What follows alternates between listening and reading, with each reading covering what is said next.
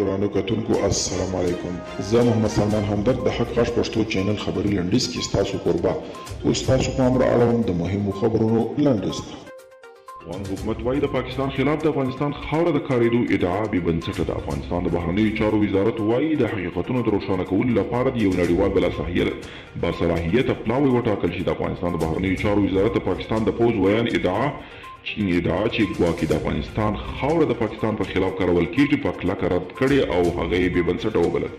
د افغانستان د بهرنیو چارو وزارت لخوا په خپره شوې اعلامیه کې راغلي د افغانستان اسلامي جمهوریت په روښانه ټکو یو ځل بیا ټینګار کوي چې موږ د ترهګرۍ د یو عمده قرباني هیواد په توګه د هر ډول ترهګرۍ پر وړاندې له توپیر پرته مبارزه ته ژمن یو او هیڅ کله د دې اجازه نه ورکوو چې د افغانستان له خاورو څخه د نورو هیوادونو پر وړاندې د ورانکارو فعالیتونو لپاره کار واخیستل شي.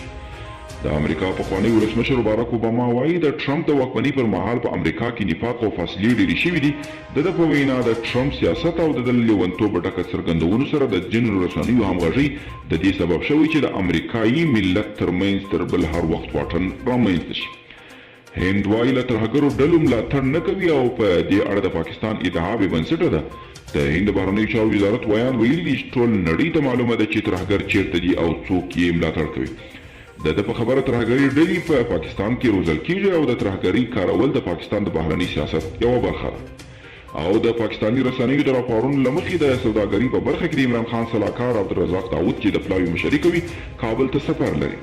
دغه پلاوی به د افغانستان له چارواکو سره پر سوداګریزو مسایلو، شته ستونزو، ګډو پانګونو، د پانګونې فرصتونو او د سوداګرۍ په برخه کې د خنډونو په له منځه وړلو خبرې وکړي.